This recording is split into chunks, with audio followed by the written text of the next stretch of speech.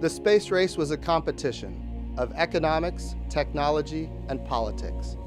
In the 1960s, the United States and the Soviet Union were both seeking higher ground. Each country was stockpiling nuclear arms and advancing missile technology. The Soviets had been the first to orbit both a satellite and a human. They were clearly ahead.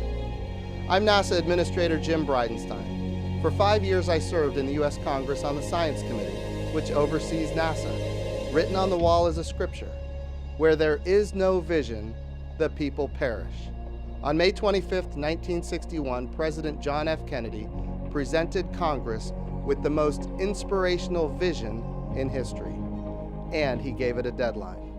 I believe that this nation should commit itself to achieving the goal before this decade is out of landing a man on the moon and returning him safely to the Earth. This vision was placed in jeopardy when, in 1967, the Apollo 1 fire killed Gus Grissom, Ed White, and Roger Chaffee. And then in 1968, the uncrewed Apollo 6 mission also failed. Still, the Soviets planned to fly around the moon as early as the end of 1968. So NASA made aggressive and even dangerous plans. The plan was to skip 2 Apollo test flights, drop the moon lander, and go directly to lunar orbit with humans. At a time when nobody had ever flown more than 850 miles above the Earth, NASA planned to fly 240,000 miles to the moon. NASA considered the risks. The Saturn V rocket had never flown a crew before. Its previous mission was a failure. Critical components were not ready, such as mission control, communication networks, software and instrumentation. Trajectories and navigation were not even understood, let alone calculated. An astronaut crew and a flight control team were not trained, and there was no ability to recover the crew if they returned at all. Finally, without a moon lander, Apollo 8 would have only a single engine.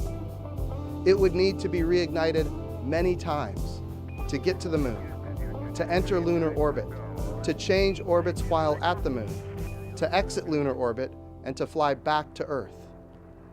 In the previous mission, that single engine failed to reignite even once. If it failed now, our astronauts would be lost forever. The optimum Earth-Moon alignment would place Apollo 8 in orbit around the moon in just 4 short months.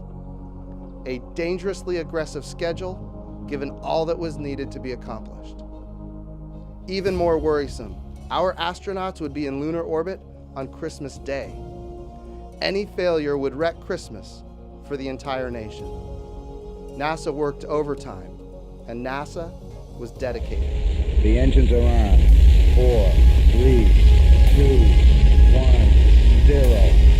We have commit. We have liftoff. We have cleared the tower. Roger.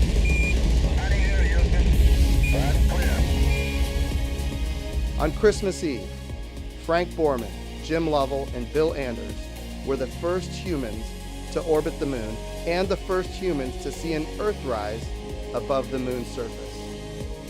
As they orbited the moon, they made their last broadcast before attempting to reignite their single engine to return home. This broadcast was seen or heard by 1 out of every 4 people on the Earth, including the people behind the Soviet Union's Iron Curtain, where Christmas was still illegal. This was their message. For all the people back on Earth, the crew of Apollo 8 has a message that we would like to send to you. In the beginning, God created the heaven and the earth. And the earth was without form and void, and darkness was upon the face of the deep. And the Spirit of God moved upon the face of the waters. And God said, "Let there be light." And there was light. And God saw the light, that it was good. And God divided the light from the darkness. God called the light day, and the darkness he called night, and the evening and the morning were the first day. And God said, let there be a firmament in the midst of the waters. Let it divide the waters from the waters. And God made the firmament, and divided the waters which were under the firmament from the waters which were above the firmament. And it was so. And God called the firmament heaven, and the evening and the morning were the second day.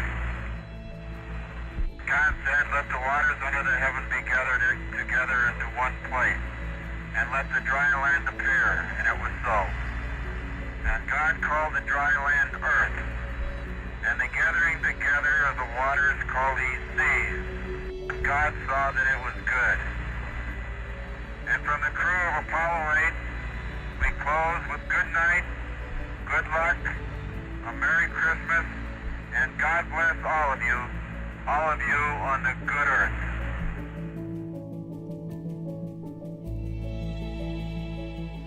Today, we are still striving for higher ground.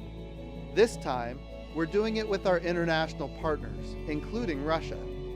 This holiday season, remember NASA's daring feat of 1968. Think about the people who risked their lives and the people who gave their lives to preserve our freedoms, including the freedom to celebrate Christmas.